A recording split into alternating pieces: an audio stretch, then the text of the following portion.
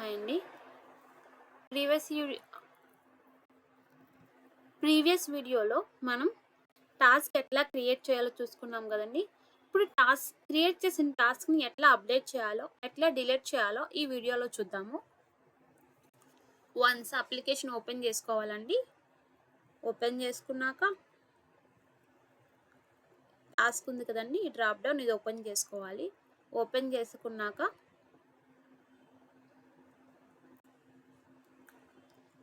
మీరు కనిపిస్తుంది కదండి టాస్క్ అని చెప్పి ఇది ఓపెన్ చేసుకోవాలి. చూడండి, మనం ప్రీవియస్గా క్రియేట్ చేసిన టాస్క్ అనేది ఇక్కడ ఉందన్నమాట.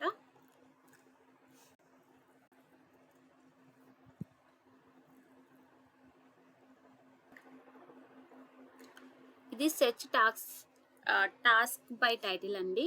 మనం టైటిల్ బట్టి కూడా ఇక్కడ చూడండి, కొట్టని రాలేదు, కలెక్ట్ డాక్యుమెంట్స్ సెర్చ్ చేసుకోవచ్చు అనమాట.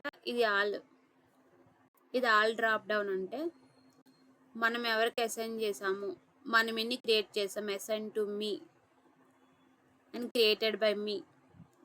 ఇది నేను క్రియేట్ చేశాను, ఎవరు నాకు అసైన్ చేయలేదు. అండ్ డేట్, ఏ డేట్ నుంచి ఏ డేట్ మధ్యలో చూడండి. ఇది మనకి 28 నుంచి 30కి ఇచ్చాను. నేను 25 పెడుతున్నా, 29 10th అక్టోబర్ పెడుతున్నా,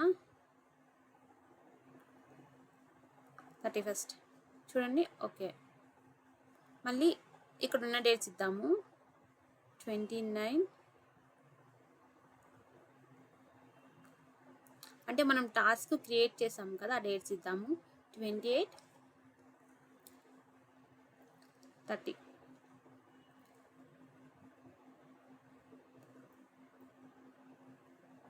30 చూడండి. ఈ విధంగా ఒక టాస్క్ అనేది సెర్చ్ చేసుకోవచ్చు అనమాట. ఇప్పుడు టాస్క్ని ఎట్లా అప్డేట్ చేయాలో చూద్దాము. ఇక్కడ మీకు అప్డేట్ సింబల్ కనిపిస్తుంది కదండి, దీన్ని అప్డేట్ బటన్ అంటారనమాట. దీని మీద క్లిక్ చేయాలి. వన్స్ క్లిక్ చేయగానే ఇది మనకి ఎడిట్ టాస్క్ అని చెప్పి పేజ్కి నావిగేట్ చేస్తుంది అనమాట.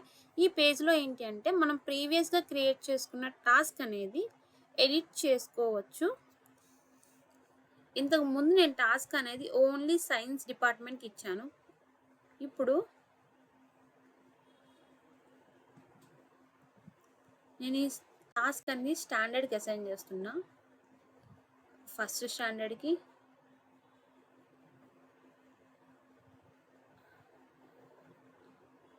ఏ సెక్షన్, బి సెక్షన్కి అసైన్ చేస్తాను అనమాట ఫస్ట్ స్టాండర్డ్లో.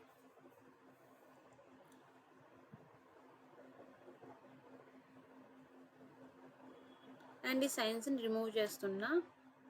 అండ్ ఇంగ్లీష్ డిపార్ట్మెంట్కి అసైన్ చేస్తున్నా. అండ్ మ్యాథ్స్ డిపార్ట్మెంట్కి అసైన్ చేస్తున్నా.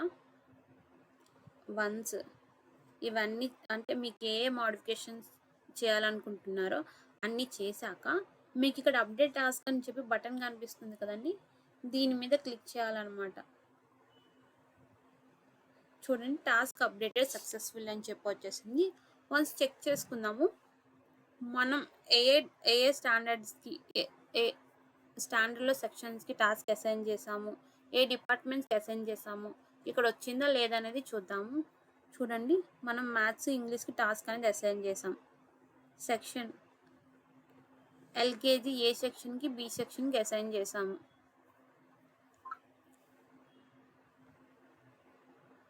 సో ఈ విధంగా మనం ఒక టాస్క్ అని అప్డేట్ చేసుకోవచ్చు అనమాట. ఇంతకుముందు ప్రీవియస్గా సైన్స్ డిపార్ట్మెంట్కి మనం టాస్క్ అసైన్ చేసాం కదా, చూడండి ఇక్కడ లేదు, అది రిమూవ్ అయిపోయింది. సో ఈ విధంగా మనం టాస్క్ని అప్డేట్ చేసుకోవచ్చు.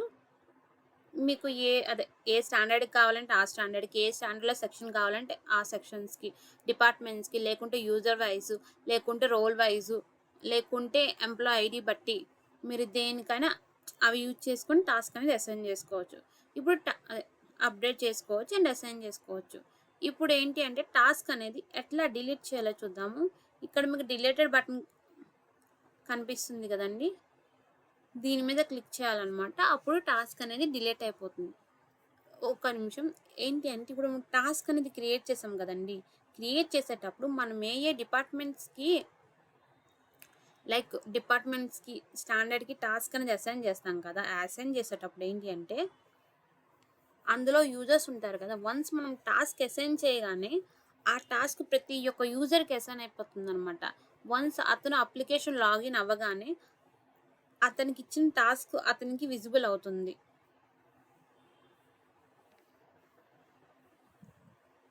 ఈ విధంగా టాస్క్ అనేది క్రియేట్ చేసుకోవచ్చు, అప్డేట్ చేసుకోవచ్చు. ఇప్పుడు డిలీట్ ఆప్షన్. వన్స్ దీని మీద క్లిక్ చేస్తాము. క్లిక్ చేయగానే మనకు అడుగుతుందనమాట. మీరు నిజంగా టాస్క్ అనేది డిలీట్ చేయాలనుకుంటున్నారా లేదా అని చెప్పి. ప్రస్తుతానికి మనం డిలీట్ చేయాలనుకుంటున్నాం కాబట్టి యెస్ డిలీట్ మీద క్లిక్ చేయాలి.